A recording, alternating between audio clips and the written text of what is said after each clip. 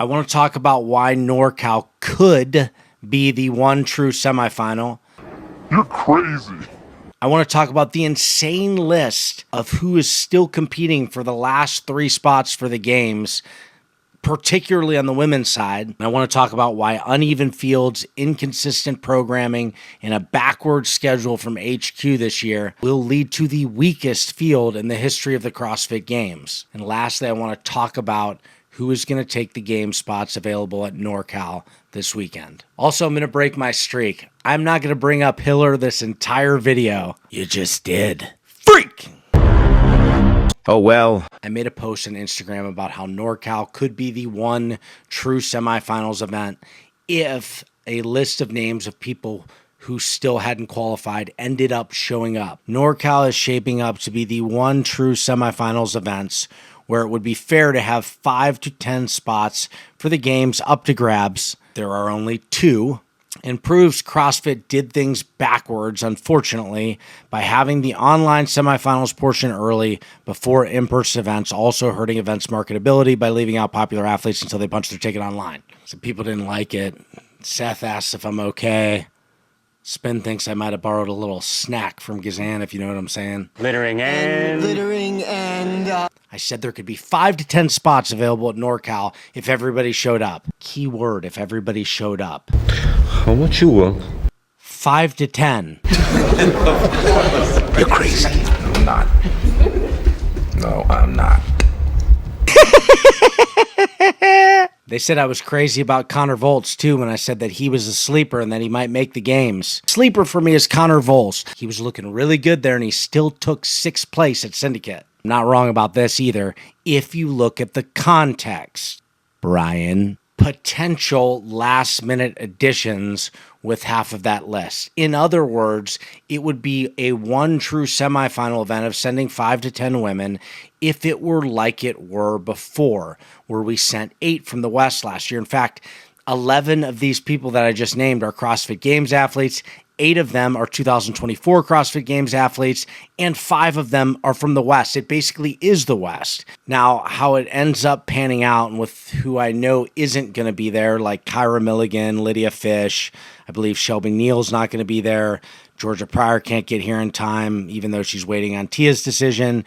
I haven't heard from Carolyn Stanley, but it looks like none of these are going to be there. So it was never really about the 5 to 10. It was about what we've got left, right? And the way it shapes up, we're going to end up having Alex Gazan, Bethany Flores, Carolyn Prevost, Emily Rolfe, Hattie Canyo, Rebecca Fuselier, Sydney Wells. But the point here is that when you add in Kyra Milligan, Carolyn Stanley, Lydia Fish, Georgia Pryor, Shelby Neal, and Reese Littlewood, now you have a field that is comparable to the West of last year. So CrossFit really messed this up by having the online semifinal early. Just think about this for a second. You could have Medeiros, Sprague, Adler, Pepper, Hopper, all at these events, and instead you've got empty stands.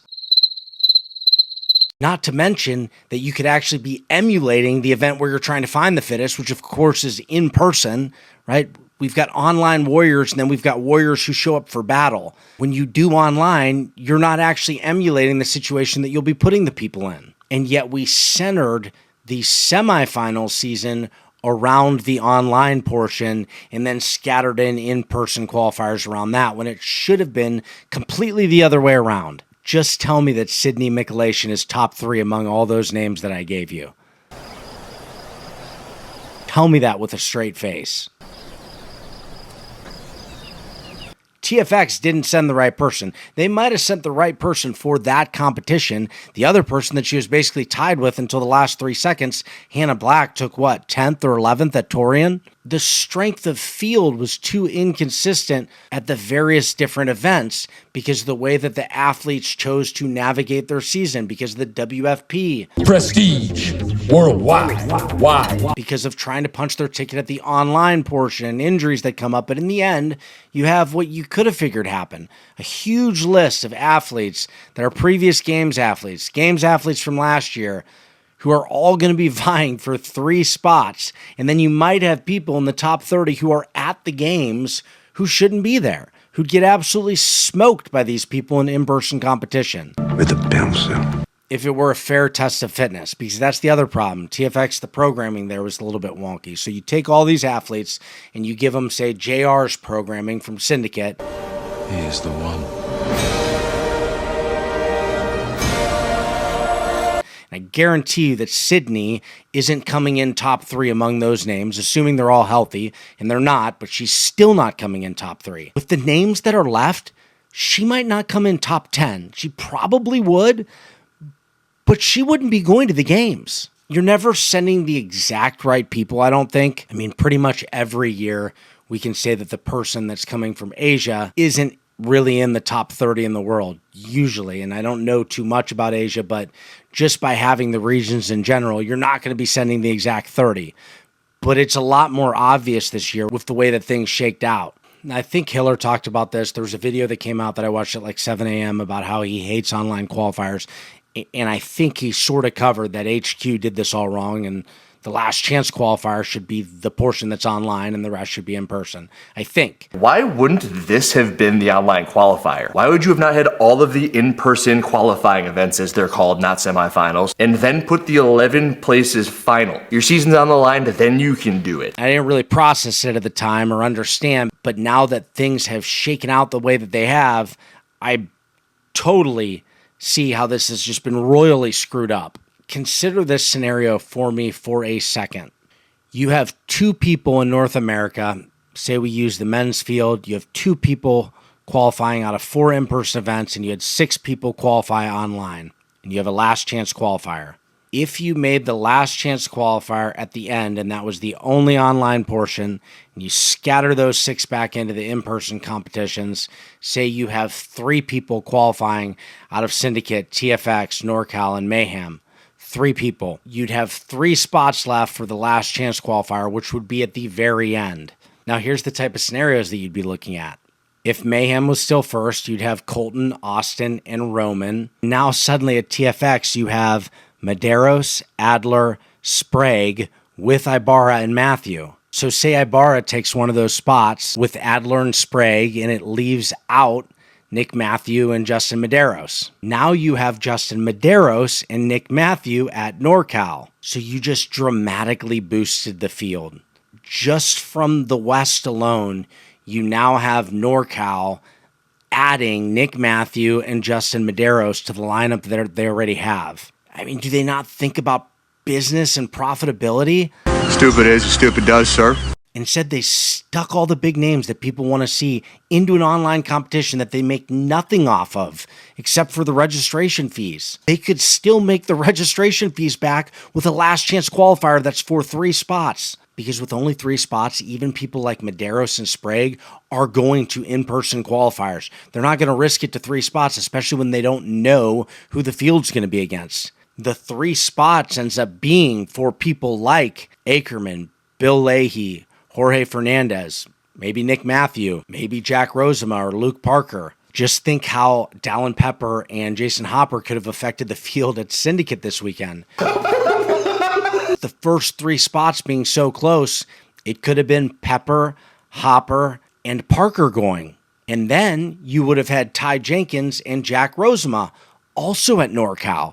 That's the way it should have been. When you're looking to sell the company, what do they see? Stadiums with crickets. And all the meanwhile, with just a little bit of planning, they could have had their big names in person for people to come see and had a more exciting season. And then with 3 spots, you could figure out a way to broadcast the last chance qualifier. You probably still should, but they won't do it because it seems like they just don't do anything that makes sense sometimes. I hope that whoever buys them can figure this stuff out. I bet the WFP could figure it out. Prestige worldwide. I bet Will Morad could figure it out. Many of us believe that the games is still the most important thing, that the WFP does not carry the same weight as the CrossFit Games. And that's true. You could absolutely stick it to them by scheduling your in-person qualifiers potentially at the same time as WFP events. I own you. Particularly if the prize purse is decent like it is at NorCal, I guarantee you would be pulling people away from the WFP and making an aggressive move What are you going to choose? And there certainly wouldn't be any more talks about exclusivity. They don't carry the same weight as the CrossFit Games, even with a salary, 24 grand a year or whatever it is, that you got to pay back with your winnings. It's a 1-year membership in the Jelly of the Month Club. Get a taste of that one time, a whole field not getting a paycheck, and the ones who do win have to pay back their salary. And suddenly I guarantee you that they'll be at the CrossFit qualifiers versus the WFP. There are so many smart moves here that could help you profit and bring crowds in, and you made none of them. The good news is you can still make them next year. Till then, we've got NorCal. Here's what I think about the field. Colton Mertens will win very clearly, but he's already got his game spot. Chris Ibarra is 6, so he won't be there. So that goes Mertens 1, and then those punching their tickets to the games. I've got Nate Ackerman, and it's between Jorge Fernandez and Bill Leahy.